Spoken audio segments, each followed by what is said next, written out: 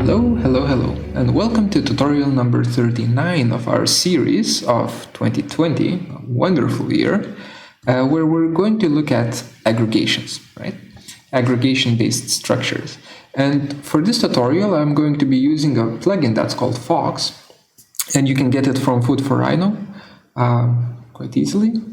But before we actually start, there's one important thing that I should note, and there is another plugin that's called WASP, W-A-S-P, WASP, that does aggregations in more depth than how Fox works with aggregations, right?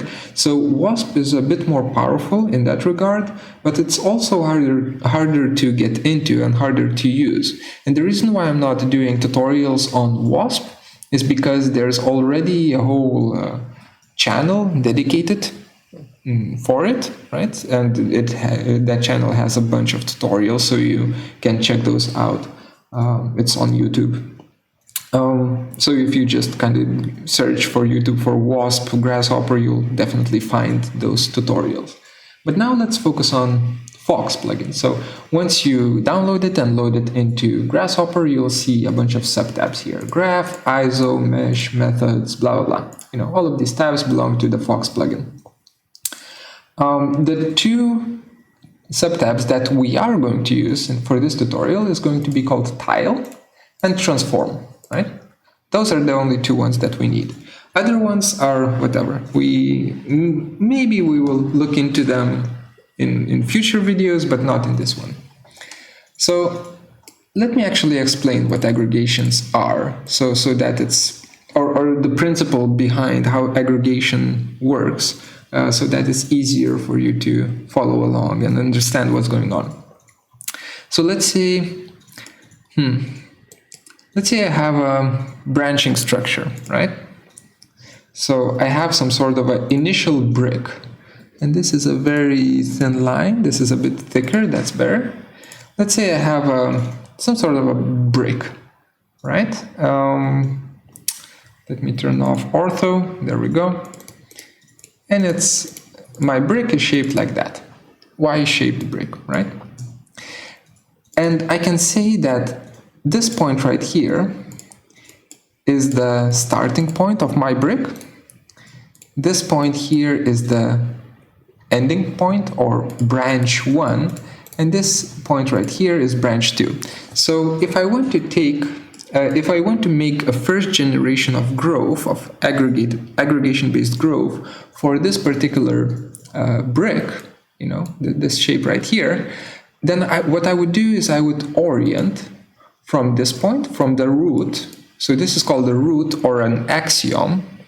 From here, I would reorient this brick onto its branches, right? So I will take it, I will copy, and I will copy it here and here, like that, right? So we have our first growth generation. It can also contain, by the way, it can also contain information of rotation, of course, right? So we can say that it's actually being rotated like that. But let's say that's our first generation, right? And then our second generation would be to kind of repeat it, right? So I would take this branch here and put it here, right? So that's our second generation for that particular branch. And this is our second generation for this branch. And it's also rotated in exactly the same way, right? So that rotation information also transfers. So I'm showing you this in 2 dimensions because it's easier, right? Like that. And you can kind of understand that, you know, it will keep on going. So it's quite an organic way of how to generate form from the same component. Let's, and this is in 2D, of course, it kind of transfers in 3D. So if you have, in this case, since I have one starting point and 2 endpoints, right? So I have the root and 2 branches. It's going to branch out, it's going to always double. With every generation, the number of of elements is going to double. So first generation is 1, then we have 2, then we have 4, right? Oops. 4, come on. 4, and then we will have 8, 16, and so on, right? So it's always going to be doubled.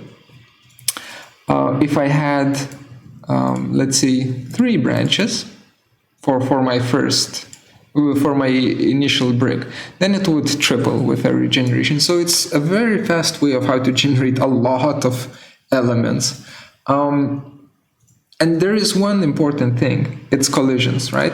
So as I'm generating them, some elements are going to start colliding, right? They're going to kind of go into each other.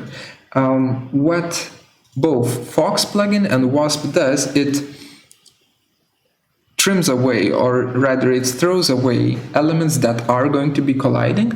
So in doing so, it's not going to self-intersect. The structure is not going to self-intersect, which is really nice.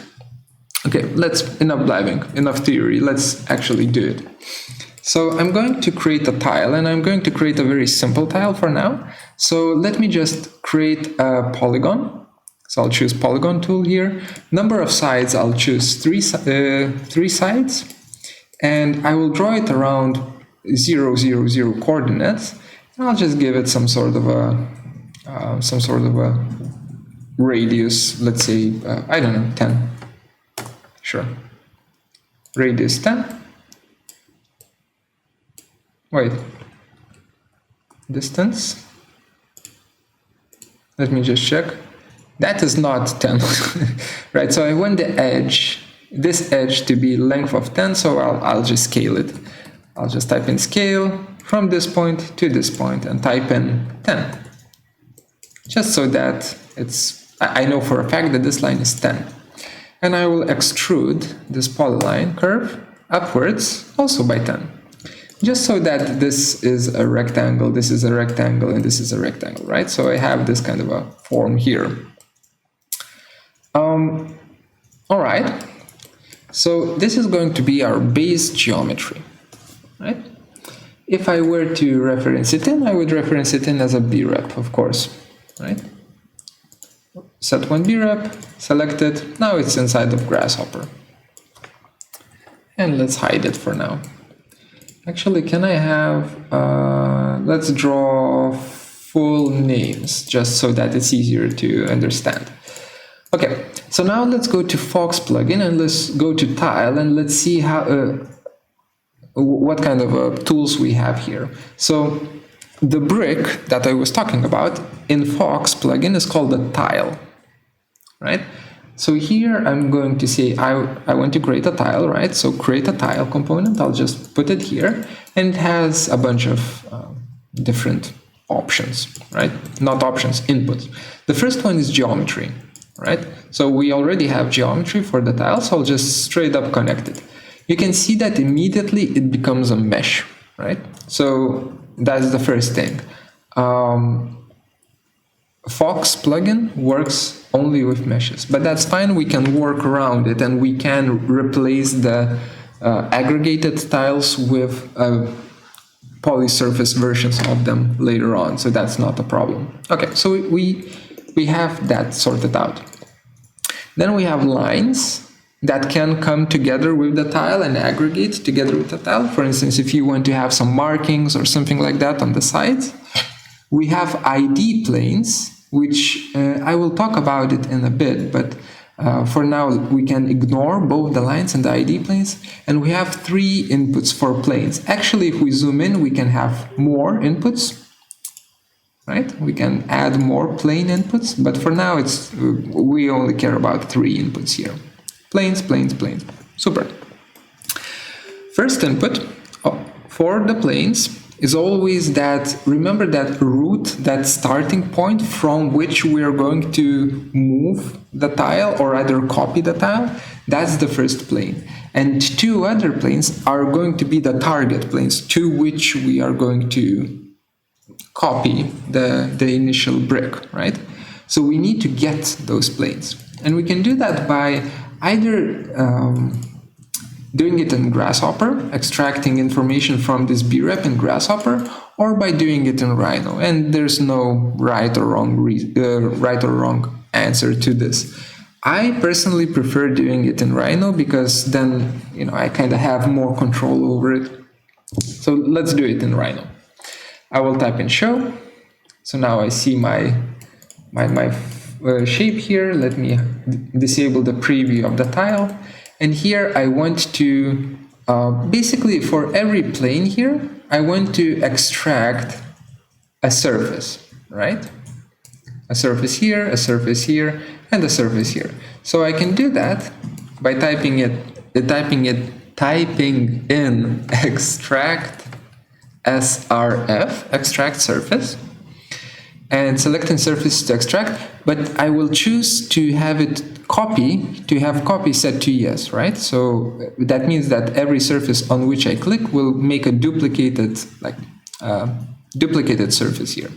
So I will extract this one, I will extract that one, and that one, these three. Now hit enter.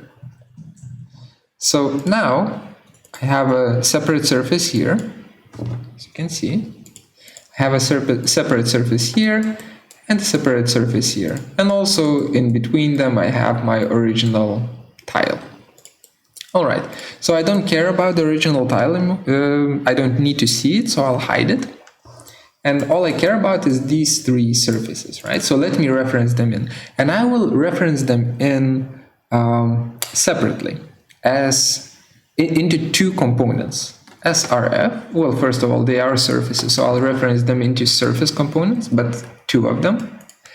The first one is going to be my starting, that root surface, right? So that's important to understand. You have root and you have two branches, right? So the first one is going to be my starting, let's say, root surface, and I can choose whichever one of these I want. I will choose this one, right? And I will right click, set one surface, and I can actually group it and call it root surface. So basically the tile is going to be moved from this or oriented from this. And into other component, I will reference in these two surfaces here. Right click, set multiple surfaces, and I will call them branch surfaces, right? And I have two of them here. So now let me hide them so that I am only dealing with stuff in Rhino, in Grasshopper, here and here. And from these surfaces I need to extract planes, right? So for root surface I can just straight up do isPlanar, test whether a surface is planar, right? If I test it, it will give me a plane, right? And I can just kind of connect it. Like that. Nope, not like that. The first output here is the answer. Is it planar or is it not? So it's true or false. The second one is the plane, right? So I will connect the second here, the second output here, right? So we have our root, and for our, and I'll hide it, or actually let me keep the root plane visible. And for our branch surfaces, I will do the same thing, right? So I will make them planar, not planar, but I will test their planarity and I will extract the planes from these surfaces. But rather, I will also introduce rotation option to these planes, right? But I want to rotate them separately, so first I need to separate them from here. So I will use list item for it, list item. I'll connect my plane output to list item input here. So now here I have the first item on the list, which is, I don't know which one of them. Yeah, apparently it's that one here. And then if I zoom into it, zoom into the list item component and click the plus sign here, it's going to give me the second plane, right? So now I have two planes here. Okay. So we have that working. And I could, at this point, just straight up connect them like so. But as I mentioned before, I want to have a possibility to rotate them, right? So I will type in rotate plane, rotate object, rotate plane, there we go, rotate plane, like that. And I will just right click on the angle, choose it to be degrees. So if you right click on the input here, you can choose degrees. And I'll say, yeah, somewhere between 0, ... and 360 degrees. You know, full range of rotation. Maybe that's a bit too much. Yeah, we'll see. So that's my first plane. And I will kind of just copy this for the second plane as well. Just like that. And connect it to my last plane input. If I had one more branch, I would click the plus sign and I would connect my third plane to this branch. But I don't, so I don't care. I don't need it. Okay, so we have our 3 planes set up, and that's all we need, you know, for the most basic tile, right? That's our tile, and it has all of the planes set up. Right now, their rotation angles are at 0 degrees, but that's okay. We will fix that. Or not fix that, but rather I will show you how they work once we actually start making an aggregate. Let me just grab some water. All right. So now as we have this set up, I can go to Transform tab, and I can choose to tile these tiles. That's a very poor choice of naming. I can choose to aggregate, right? And there is different ways of how I can aggregate. I can either aggregate in a field, in a mathematical field, or inside of some sort of a volume, a described volume in which I want it to grow, right? So for now, let's do a volume because that's going to be faster. And later I'll show you the field as well. So for volume, like that, for this tile T volume, T vol node, you need 4 inputs. The first one is the tile. So we do have that. I just connect it like so. Second one is closed mesh or brep. Let me just do something super simple, and I'll just create a sphere like this. And I'll reference it in as a brep, set one brep, and just connect it to my tile T volume input here. Nothing fancy, and let me hide it so that we can actually see what's going on. And you can see it's already working, right? So, ta-da, I guess. Yay, it's working. So that's nothing too fancy, but it is working, right? The third input here is number of repetitions, right? So how many generations of growth should we give it? And here it says 2. But just to be clear, let's do 1. So it repeats only 1 time. Like that. Why is it like that? We have 2 elements. Wait.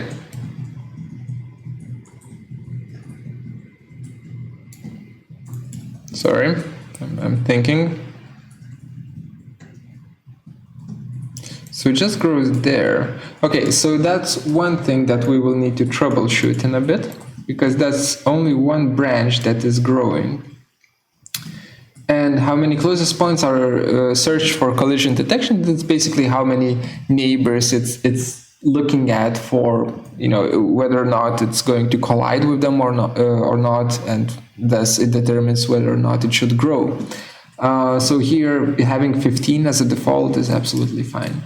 So let's see what's happening and why is it breaking a little bit. And yeah, why is it breaking a bit?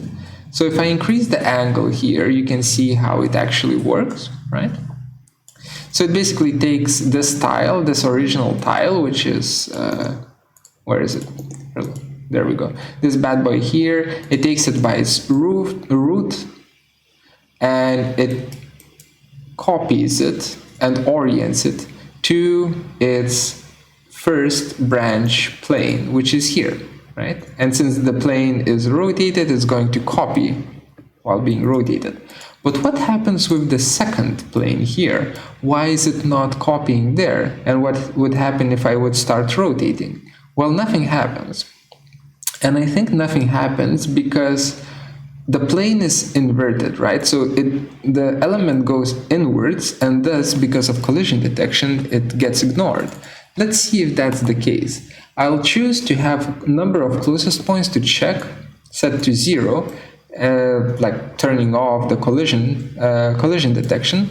And it seems like it's actually, the orientation at least is correct, right? The orientation is outwards, so it's growing outwards. That's fine. But it's still registering this guy as a collision, right? And the reason why it's doing that is because for Rhino, since it's working with thresholds, and it's not working in perfect resolution, something that is barely touching right here, right on this corner, is going to be considered a collision, right? So when you're doing these tiles, let me show selected. Let me show the surface, and the surface right here. When you're doing these tiles, I would strongly suggest that you take the branch surfaces, or even better, take the root surface, which I have no idea which one it is. Yeah, it is this one, and move it away from the tile, just by a tiny bit, right? That will introduce this kind of a gap, an air gap, a small air gap, which will make sure that there are no false collisions being registered, right? So you're actively introducing tolerances into your model. So let's do that. How do we? Maybe the fastest way would be to rotate this whole element. Show selected. Taking this whole element and first of all rotating it so that the angle of this root surface aligns with the x direction, right? So that it's kind of aligned with the world. So let me turn on ortho and just align it like so. Perfect. And then I can just simply move it away from the tile with my gumball by typing in, if that was 10 by 10 by 10, let's do 0.1. Just 0.1. Oh, this is even a little bit too big of a gap. Let's do 0.01. A very, very small gap. And now if I turn on the collisions again, collision detection, you can see that these tiles are not disappearing anymore. And that's perfect, right? That's what we want. So let me turn off collisions, or rather keep collisions turned on by just deleting that slider. Let's mess around with the angles, right? So as I increase the angle of this plane, since the plane is rotating, the elements will start colliding. But there are, since we are dealing with squares, there are these angles that will always work, which are in increments of 90 degrees, right? So I can specify that this guy right here is 90 degrees, while this one here is 180 degrees, right? Something like that. And that just works. Okay, enough blabbing. Let's actually look at some cool stuff, right? So I will hide everything, and let me just create a custom preview. That is not custom preview. Come on. Custom preview. custom preview. It's not showing up. Why is it not showing up? That's because the output of this tile T volume is still still a tile, right? If I look at it through a panel, this is still considered to be an internal type of geometry for the Fox plugin. So I can't do that. But what I can do is I can explode the tile here. I can use, under tile, there is explode tile option. So I can explode the tile like so. And then there is this geometry option. And I can indeed use custom preview on that, right? So let me hide everything else. I said everything else. There we go. And we have our, our tiles here doing their thing. So now let's increase the amount of generations. Pom, pom, pom, pom, pom. Right? So we have our very first aggregate structure. Let's do 10. 10 generations, right? So you can see that, actually, can we do Arctic view? Yeah, that's cool. So you can see that with Arctic view, for instance, these tiles are, this particular form will generate crystalline structures over time. That's why I chose it, and also it's very easy to use. It's quite a slow calculation, but it does work. And now I can mess around with it. So for instance, I can just kind of start rotating around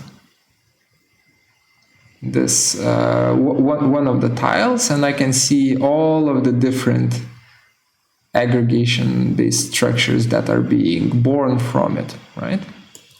So that's 0 degrees with 90 degrees. 0 and 0 is probably, 0 and 0 is just noisy, but you can kind of get pretty interesting results.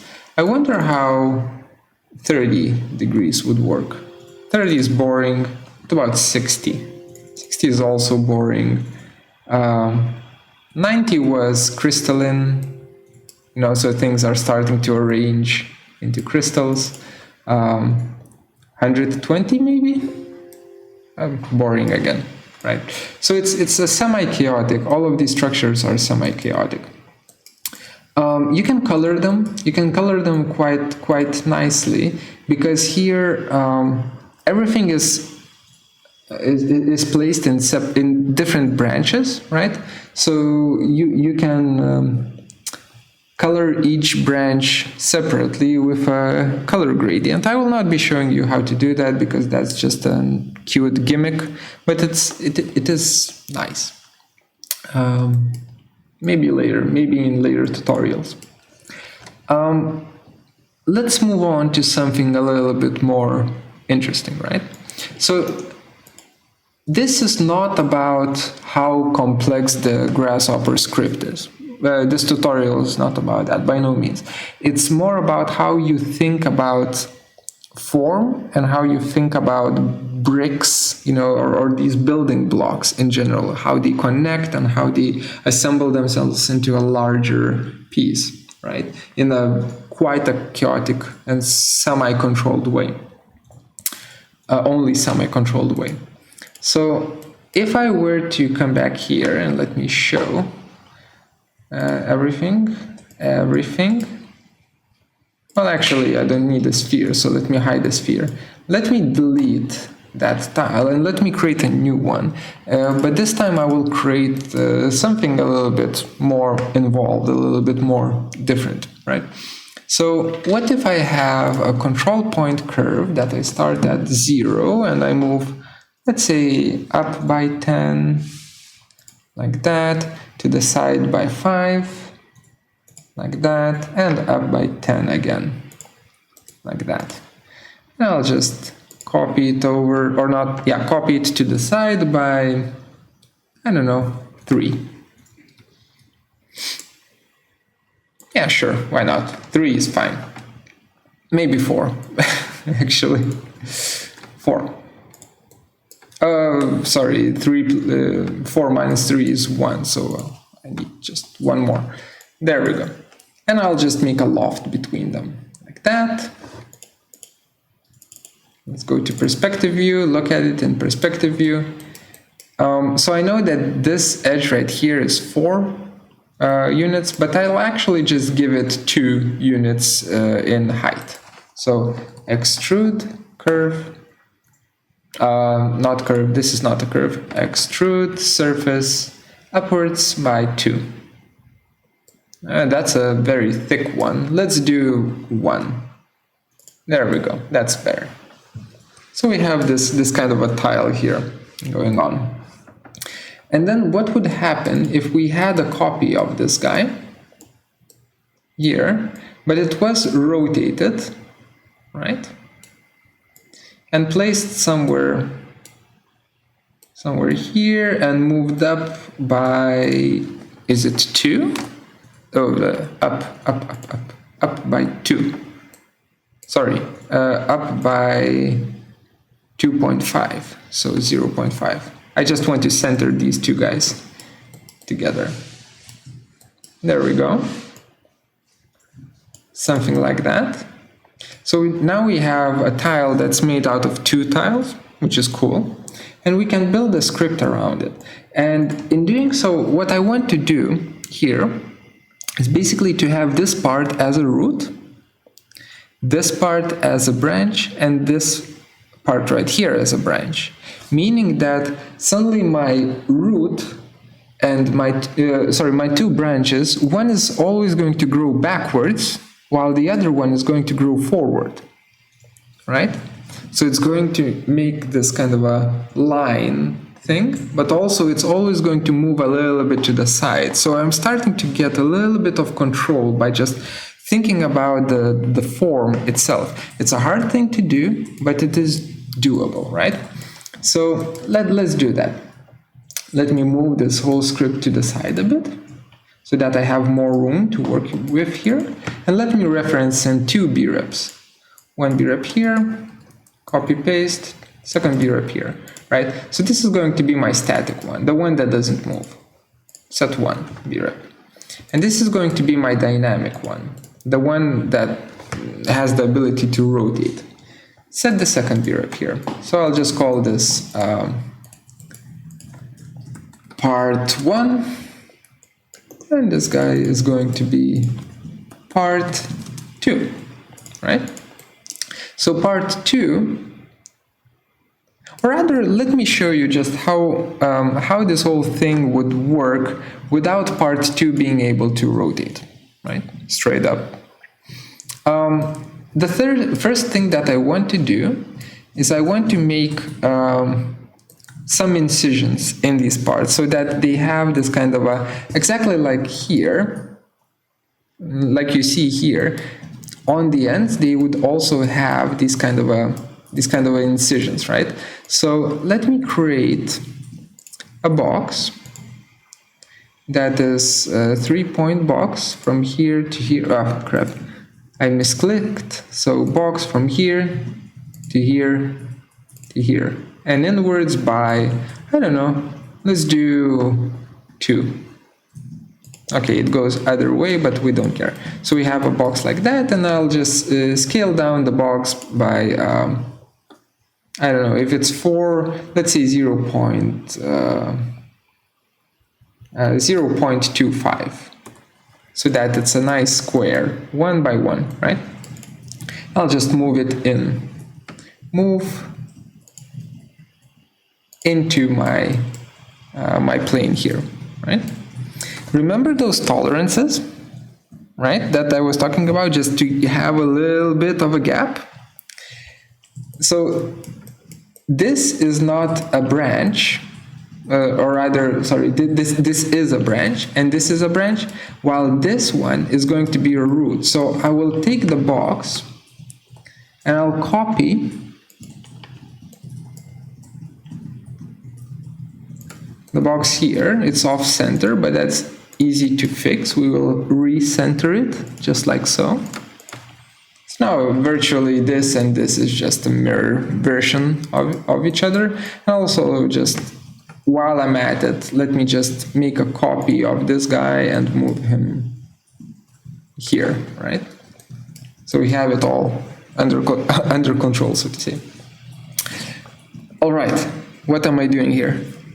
I am cutting away slits in these tiles so that they can connect with each other in, if you can see it, in this way, right? They can connect with each other in this way. So for branches, that's all I need to do, right? I can just Boolean difference out this slit right here, and Boolean difference out this slit right here. That's for branches, that's easy. For the root, that's what I was talking about. Remember the tolerance issue that we had, where it registered collisions even though things were just barely touching and not colliding? We can't have that here, right? So we need to implement those tolerances. So what I'm going to do is I'll just take this box and I will scale it, scale the whole box by 1.01 factor of 1.01, meaning one extra % of size. So now the box is just slightly larger, meaning that it's not going to touch once the incisions are made. They're not going to touch. Hopefully, they're not going to touch. We'll see. So now let me do Boolean difference from this tile with this box. We have our last slit, right? Perfect. Back to referencing. Set one brep here and set one brep here. Okay, we have that going on. Now we need to, for this whole shebang, we need to merge them together. So I will say, let's just go for merge, just like that. So we have both of them in the same list. And let's use solid union. That's not solid union. Solid union on them, just like that. And the result goes into the brep component right here. And I should probably not grow it. That's my bad. Okay. So make sure that number of repetitions is set to 0 so that it doesn't start growing, because we still haven't done anything with the planes. Okay, so we have that done. Nice. And now it's time for the planes. So for the planes, we do exactly the same thing as we did before, right? I will use extract surface tool to extract this surface right here, this surface right here, and this surface right here, these three surfaces. So as these three surfaces are extracted, now I don't need the poly surface that we have in Rhino, so I can hide it, because all I care about is, these three surfaces. And I will take the one that is the root surface, and I'll just move it away from from its original position towards away from the tile by a very small amount. So in this case, it would be minus 0.01, just a tiny amount, and that's all I need to do. Okay, so we have that. That's our root, so I can just right-click, set one surface. That's done. And these two guys, this one and this one, these two are our branch surfaces. Set multiple, just like that. Now I can hide them. And I can, so this is 0 and 0. Technically it should work, right? So let's try 1. It works it works a bit. It's not great, that's for sure, but it is working. at least. Okay, so what's happening here? Let me turn on the shaded view, turn on this. So here you can see that, first of all, for some reason the intersection is not working, but that's the least of our concerns. The bigger concern here for this particular branch, and I don't know which one it is, sorry, I don't know which plane it is, so I need to check. Let's turn off the opaque preview and turn on the regular preview. So this is the incorrect branch. It's rather this one, right? Yeah. So for this branch right here, we need this tile to be rotated 90 degrees, right? For it to work. Either 90 or 270. Both would be fine. So 90 degrees, bam, starts working, right? Is proper, because when it was 0 degrees, it's that's not good.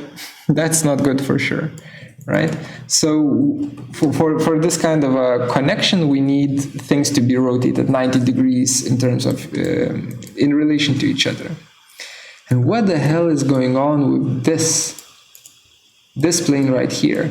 So this plane right here, its z vector, which we cannot see, is aiming towards the wrong direction, right? And that's bad. We can fix that. So when it's aiming at the wrong direction, the tile is just growing inwards. That's not great. So we can fix that by going to plane. That's insane for Fox plugin. If we go to plane, there is an option to flip plane, right? So I'll just choose flip plane, connect plane that is, that has a wrong orientation to it, and connect the flipped version of it here. Now it works, but again it has the wrong angle. So let's fix that angle by using 90 degrees here as well, like that. So that's our initial structure, right? Let me disable preview of here, enable preview here. That's how they look. Can we go for something nicer, Arctic view? There we go. That's much nicer. And let's increase the number of generations. 1 extra, 3, 4, 5, 6, 7, 8, 9, 10. There we go. So notice how from something that seemed to be quite chaotic, now by doing a quick thought experiment, I managed to introduce at least a little bit of control, right? So now I can grow these kind of structures quite easily. But what happens if we want to, let me come back here, what happens if we want to actually have a control over the initial angle between these two elements, right? Or rather this within this element, right? What if we want to spread this branch a little bit further away? We can do that because it's 2 parts, right? So all we need to do is we need to rotate part 2. So we will say rotate around an axis. Rotate an object around an axis. I think, yes. So geometry that's going to rotate is going to be our part 2. Angle is going to be in degrees as per usual, and it's going to be something calm, right? So something between 0, let's say 30 degrees is maximum. We don't want it to be a complete overkill. And then for the axis, we actually need some sort of a line, right, around which we will rotate. So for that, I will just show selected. I'll just show this guy and I'll just say, okay, that's the line, right? This edge right here. So let me duplicate edge, get that line here, reference it in as a curve, set one curve like that, and connect it to my axis. And now if I rotate it, you can see this tile just rotates. Actually, let me connect it instead of the original version. Let me connect the rotated one so that you can see better. Right? So now it can flap. Okay. That's additional control, an additional control level. That's cool. So let's see how it actually holds up when we increase the amount of repetitions.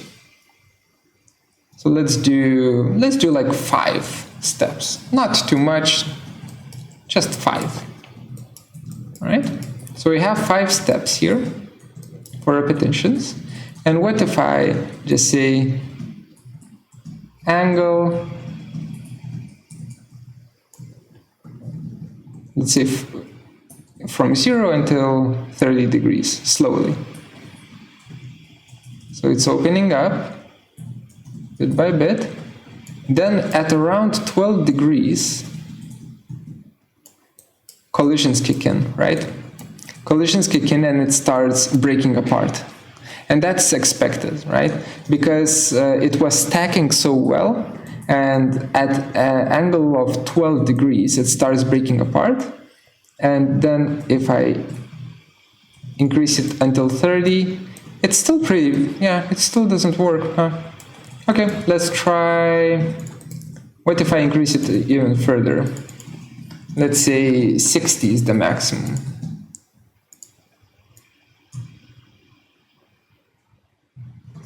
So with 60, it's starting to open up here as well. And that's strange.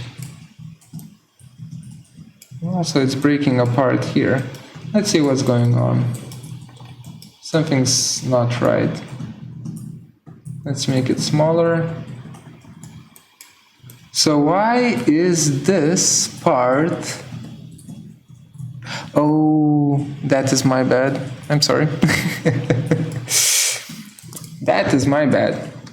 So we are rotating the flap, right? We are rotating the flap, but we haven't considered that the flap has a branch at the end of it, right? It has a branch plane. We need to rotate that branch plane as well, right? So which one belongs to the flap? I never remember. Let's just see. Yeah, it's this one, right? So this plane right here needs to also rotate together with the flap. And we can do that by just applying the same transformation to this plane, right? So that's, we can just use this transform. Or maybe we should. Yeah, let's see if it's going to work.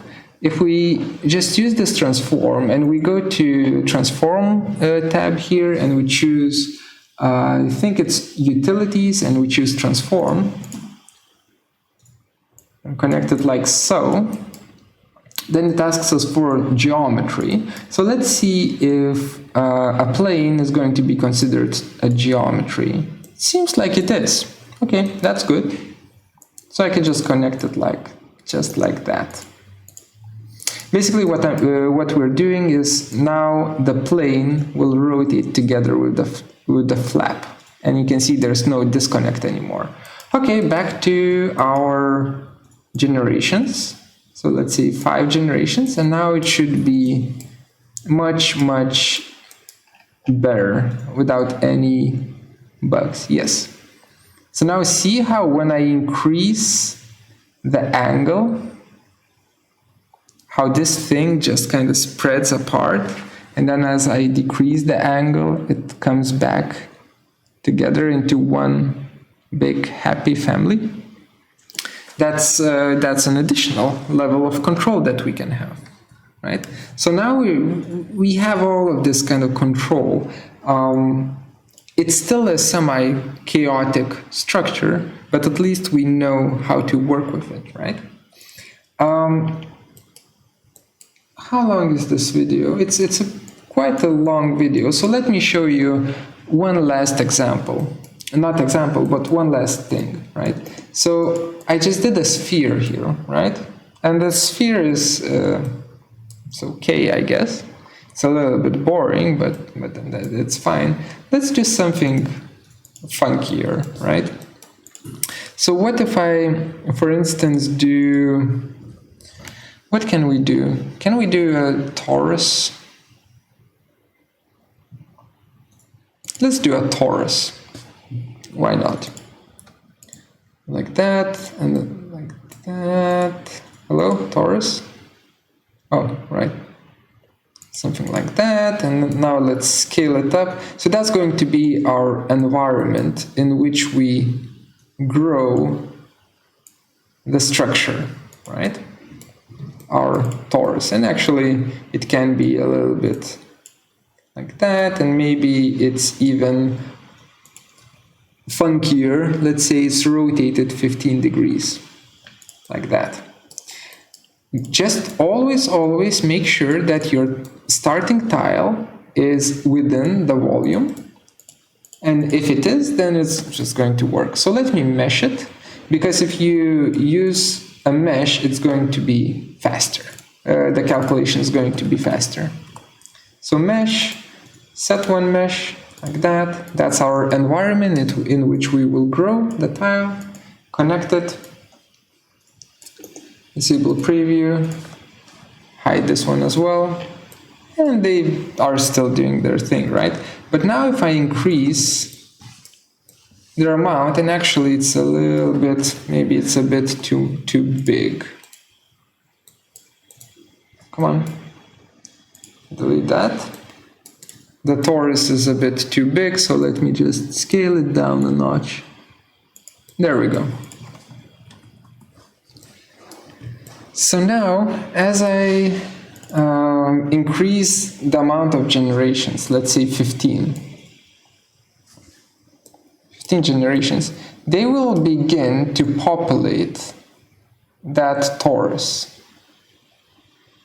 Maybe that was a mistake. Let's not do 40 generations. Let's do 20.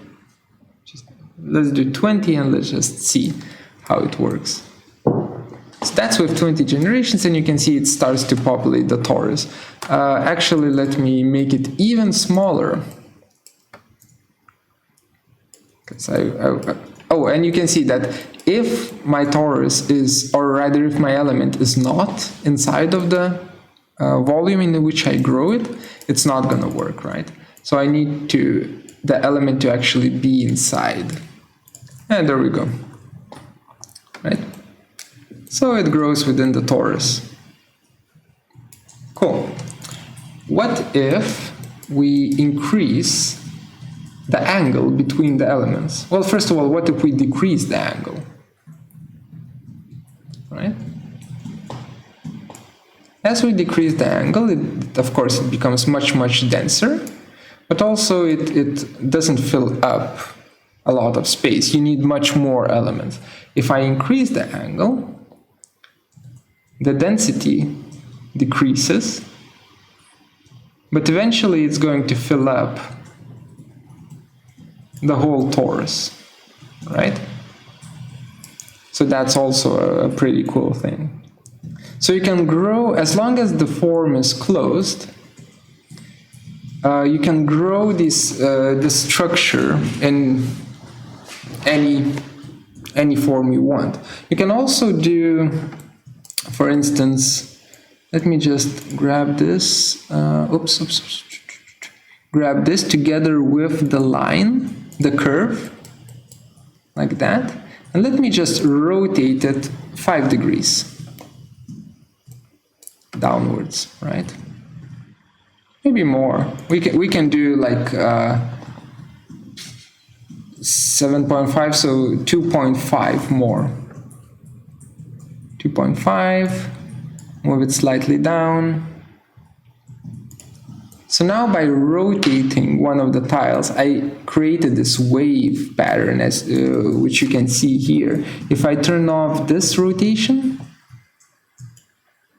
it's even better, right? So we have this wave pattern. And yeah, so you get the idea. You can do a lot of control. The longer you work with these tiles, the better you get at it. but that's the way it goes, right? What are the things that I still want to show you? Okay, so first things first. As you create this aggregate and you do the explode tile here and you get your geometry, the geometry is going to be placed in a data tree, right? And if I visualize the data tree, it looks like that. Not a lot of things to kind of show. Can we do, wait, let me just double check. Yes, we can. So I can do trim tree, I believe. Yes, I can do trim tree on it, and then I can visualize it for you. This is basically first branch or first generation, second generation, third generation, and so on, right? In here, right? So you can see as I hover over it, I can see that first, or rather, let's do it this way. The first generation had one mesh. Yes. Second generation had two meshes. Yes, yes. Third generation had four meshes. Yes, yes, yes. And so on, right? So it's basically every generation is placed into a separate data branch, which means that we can grab a gradient, color gradient here, and we can say that, okay, I want to color these tiles. Actually, let me save this because this is becoming quite a big thing. So that's tutorial 2020. So we have these tiles that we are going to visualize, and since they are placed in every tile is placed in a separate branch, and every branch corresponds to the generation, right? So every tile has a generation attached to it, to which it belongs. So what we can do is we can measure list length. We can measure list length. Nope, not list length, sorry. Tree statistics. This is a data tree, not a list, right? So we need tree statistics for this to work. We can measure tree statistics. Connected here, and here we have a count. So it's basically a count of how many branches, how many generations there are, and I can say, okay, let's just count from. Let's just create a range of numbers. Should we create a range of numbers? No, we shouldn't. Let's just say. Let's just say lower limit is 0, right? Okay, so we start counting from 0. So red is going to be generation 0. Upper limit should be the last generation. So that's going to be generation number 21. So I can just connect it like so. And parameter needs to be series of numbers. So series of numbers counting from 0 21 times, right? So the count connects to count like so. So here we have 0, 1, 2, 3, blah, blah, blah.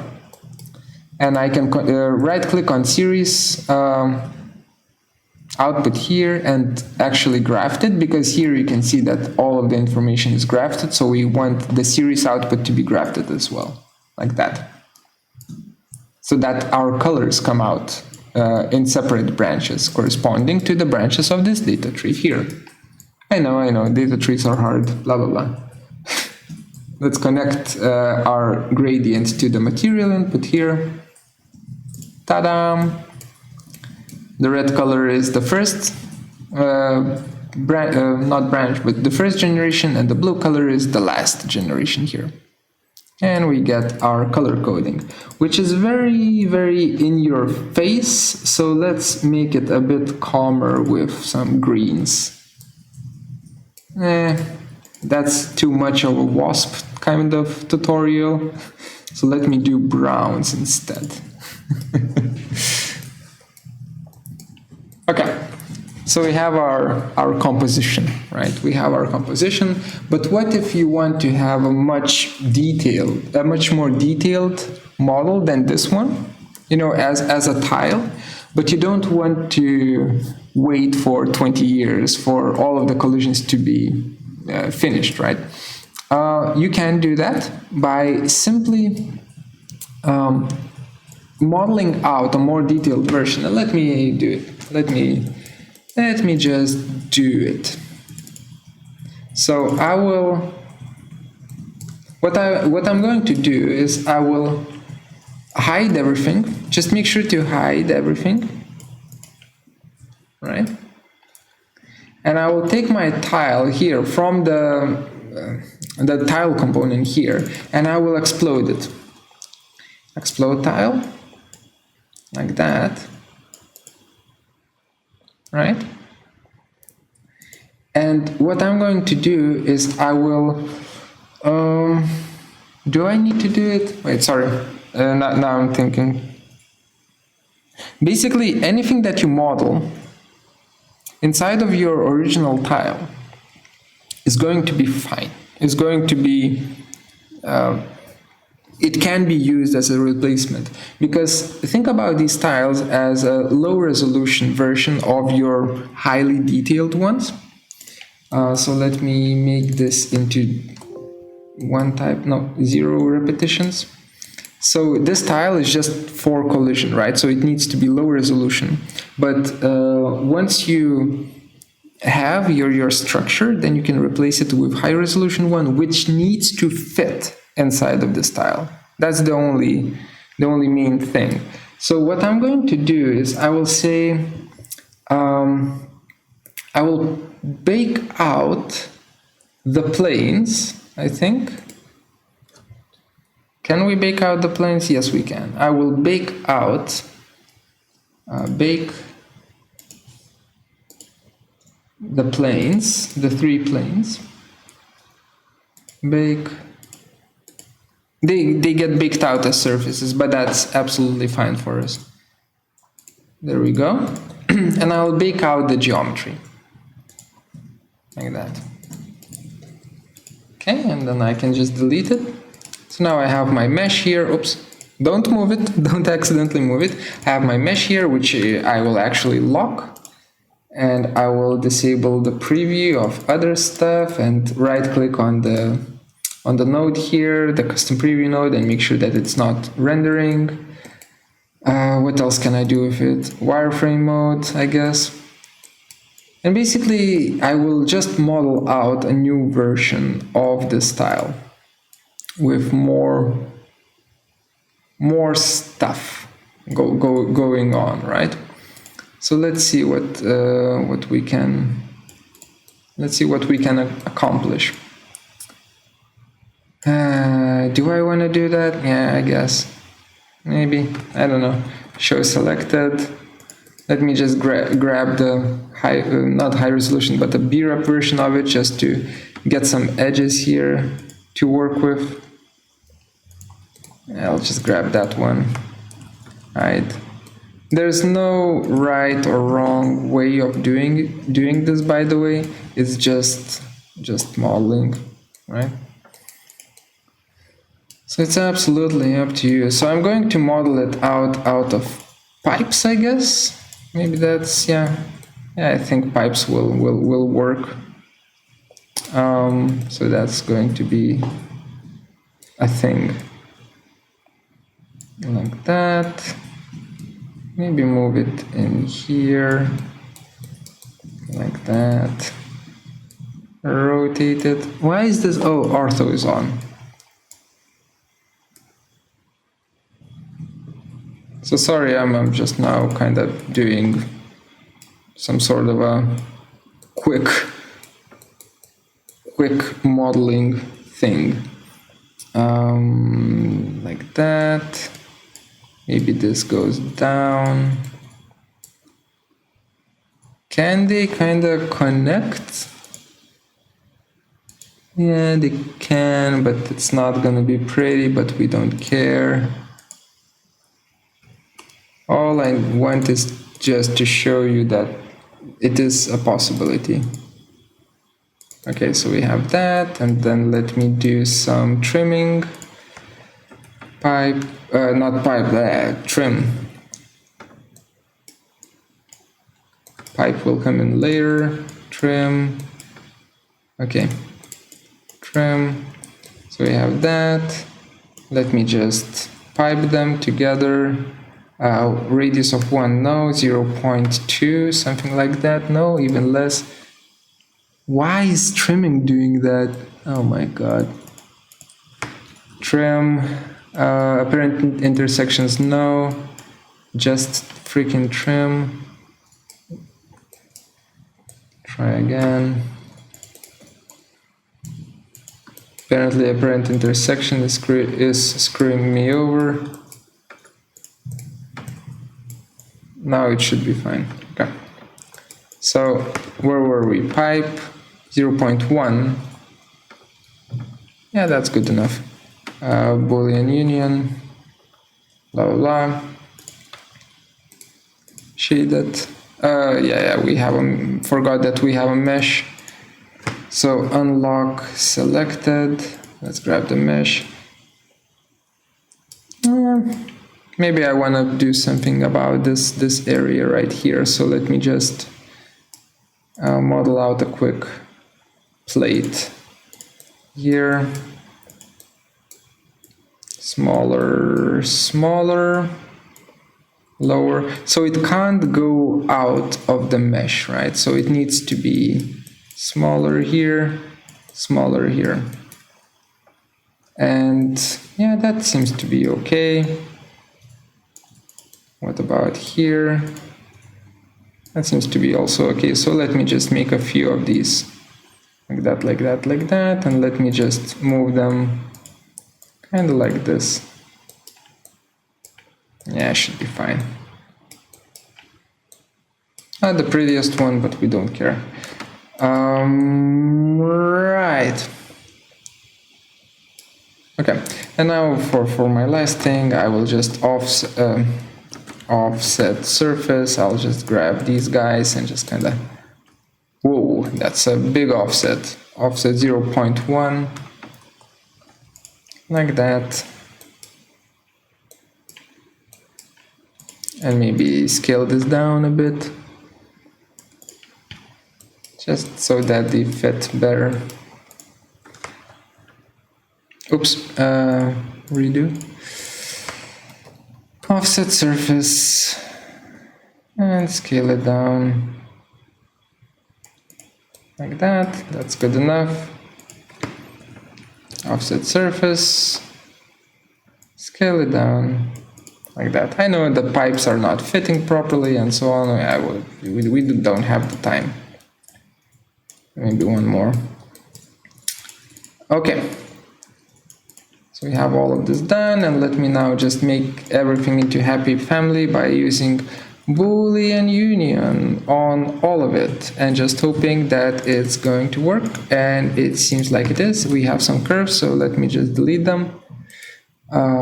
Shaded view, that's how it works, or rather how it looks. Looks horrible. We don't care. It's just to prove a point. So now I can either use this, or I can make it into a mesh, and just so that it's faster, I will reference it in as a brep.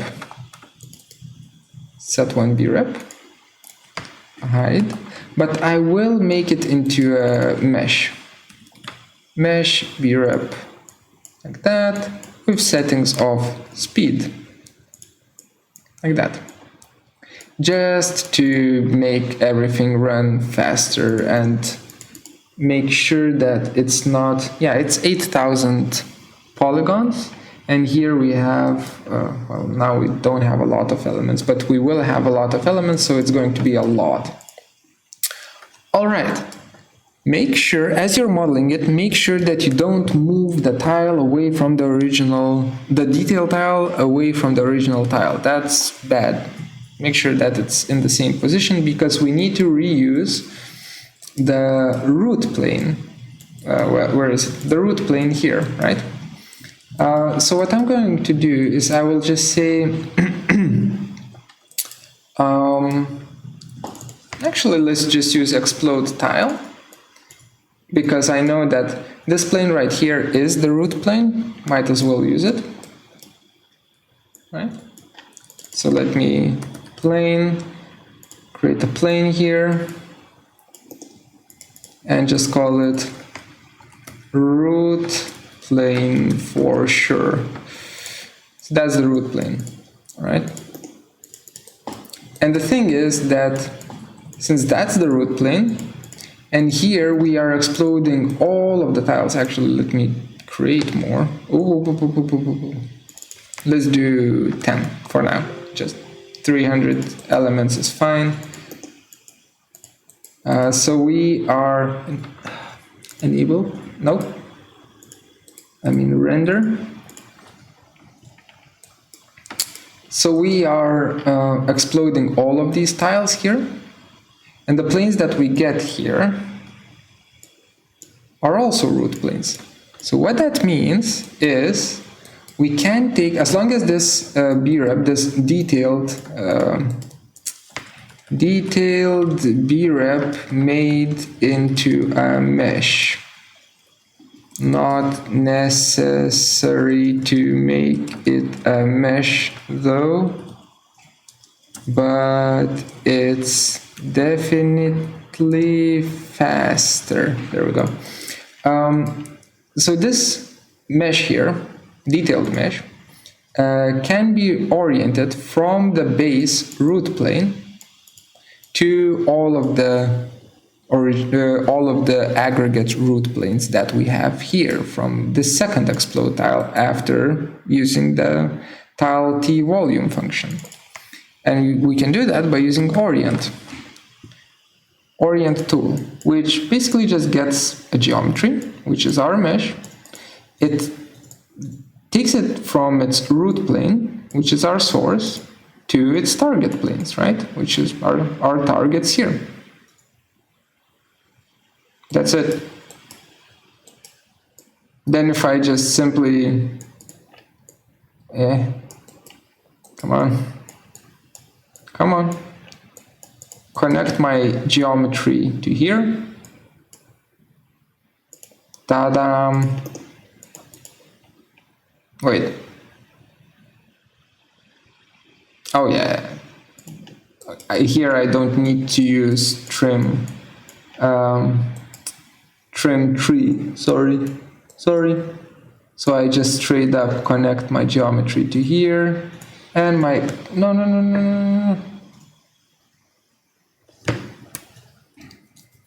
I think we broke it. Oh, maybe we haven't.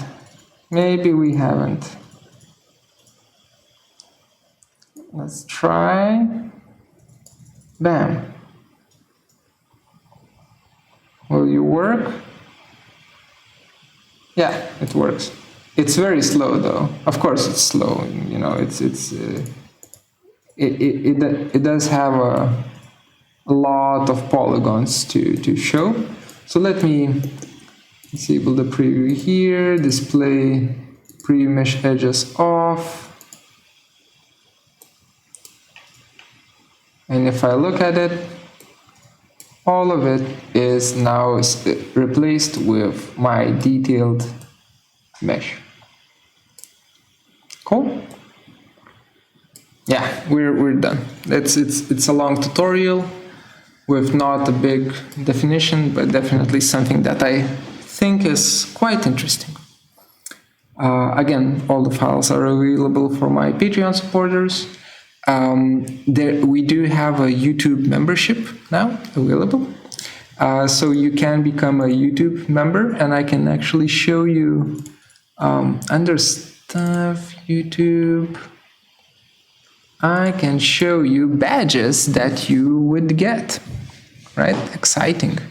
So if we look at it here, there we go.